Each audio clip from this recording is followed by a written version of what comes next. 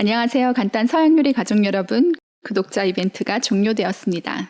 참여해주신 모든 분께 감사의 말씀을 드립니다. 오늘은 구독자 이벤트 선물을 공개하려고 하는데요.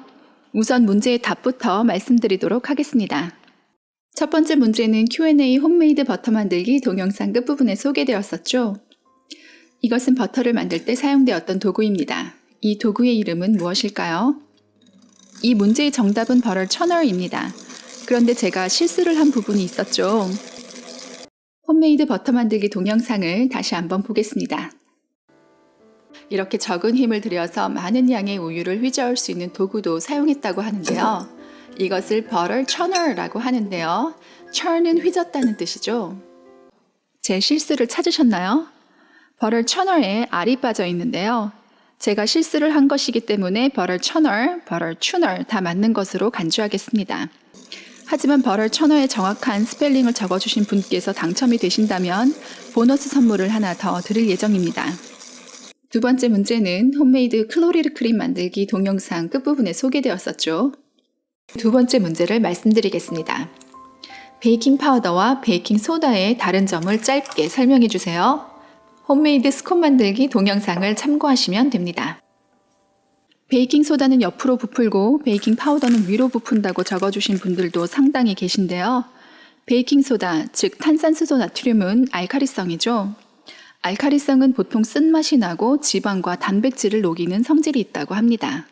지방과 단백질을 녹이는 성질 때문에 베이킹 소다는 청소나 설거지를 할 때도 많이 쓰이죠.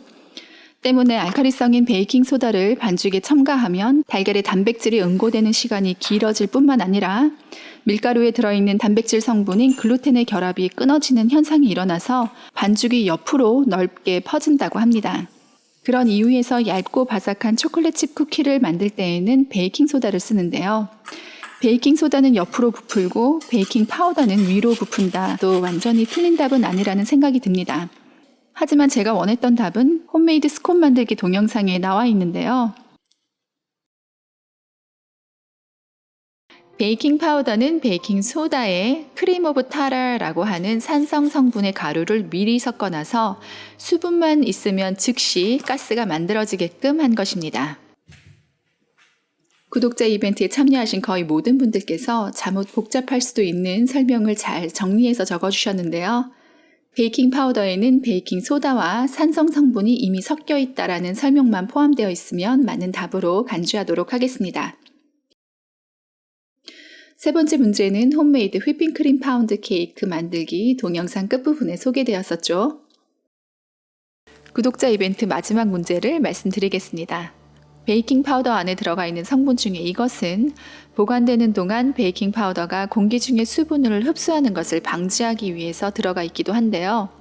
이것이 들어가 있는 제품을 다량 사용할 경우 완성품에서 쇠맛이 나기도 합니다. 이것은 무엇일까요?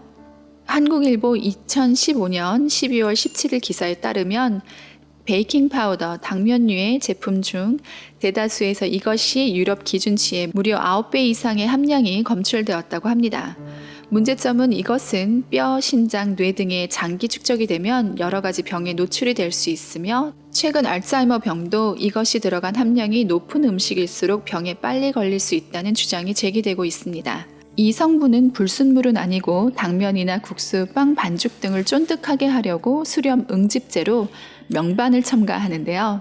명반에 이 성분이 들어있다고 합니다. 정답은 알루미늄이죠. 제가 동영상에서 언급한 적이 없기 때문인지 이 문제가 가장 어려웠다고 말씀하시는 분들이 많았습니다. 힌트는 이 부분인데요. 여기에 베이킹 파우더를 넣어주시는데요. 조금 많은 양이 들어갑니다. 베이킹 파우더는 되도록이면 건강에 유해한 알루미늄이 들어가 있지 않은 상품을 사용하시기 바랍니다. 제가 올린 홈메이드 영국식 스콘 만들기 동영상에서 베이킹 파우더가 너무 많이 들어가는 것이 아니냐는 질문을 하신 분들이 꽤 많았습니다. 원래 영국식 스콘은 영국식 self-raising 플라워를 사용해서 만듭니다. self-raising 플라워는 한국말로 옮기면 스스로 부푸는 밀가루 정도가 될 것 같은데요. 이것은 밀가루에 베이킹 파우더가 이미 첨가된 것이라고 합니다. 밀가루와 베이킹 파우더 비율은 밀가루 1컵당 베이킹 파우더가 2 작은 스푼 정도 첨가되어 있다고 하는데요. 홈메이드 영국식 스콘 만들기 동영상에서 밀가루 3컵을 사용했기 때문에 베이킹 파우더가 6 작은 스푼 정도 사용되는 것입니다. 하지만 더러 베이킹 파우더를 많이 사용하면 혀가 아린 맛이 난다든지 쇠맛이 난다고 꺼리시는 분들이 계셨습니다. 그리고 그 이유로 베이킹 파우더에 들어가 있는 알루미늄의 함량이 높기 때문일 수 있다는 글을 접하게 되었습니다. 그러니 될 수 있는 한 알루미늄이 들어가 있지 않은 베이킹 파우더를 사용하실 것을 권장하는 의미에서 3번째 문제를 정하게 되었습니다. 그럼 선물을 공개하겠습니다. 이것은 번트 케이크 팬인데요.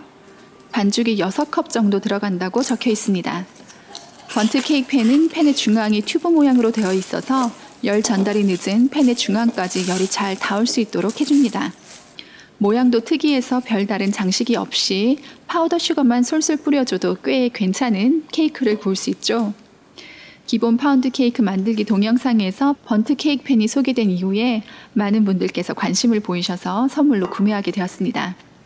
곧 올릴 당근 케이크 만들 때 여기에 구우면 별다른 장식이 없어도 참 예쁠 것 같네요.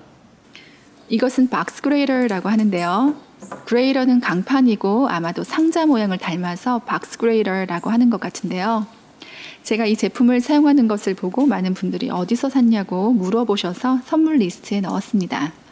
곧 올릴 당근 케이크 만들 때 당근을 갈아주면 편리하겠죠? 아마존에서 구입한 이것은 설탕이 들어가 있지 않은 초콜릿 파우더입니다. 제가 자주 사용하는 제품인데요. 앞으로 브라우니 동영상을 올릴 예정이라서 그때 사용하시면 좋겠다는 생각에서 넣어봤습니다. 이것은 마이크로 플레임인데요. 치즈를 갈 때도 사용하고 특히 레몬이나 라임 등의 제스트를 낼 때도 용이하게 사용되는 제품입니다.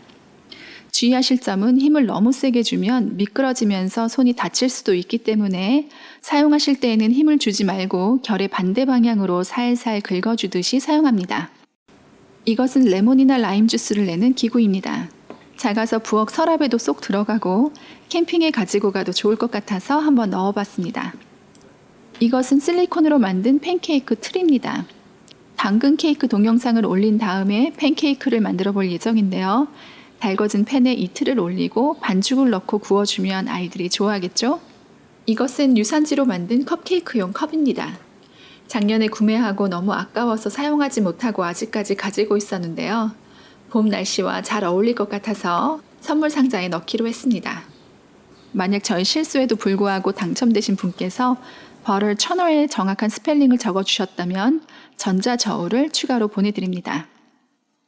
버럴 벨과 버럴 천얼은 왜 없지 하시는 분들이 계실 수도 있는데요. 배송하는 데 문제가 될 것 같아서 선물 리스트에는 넣지 않았습니다. 추첨은 무작위로 할 예정이고 당근 케이크 동영상 끝부분에 추첨되신 분을 공개하도록 하겠습니다. 간단 사용 요리 시청해 주셔서 감사합니다. 빠른 시일 내에 다시 만나요.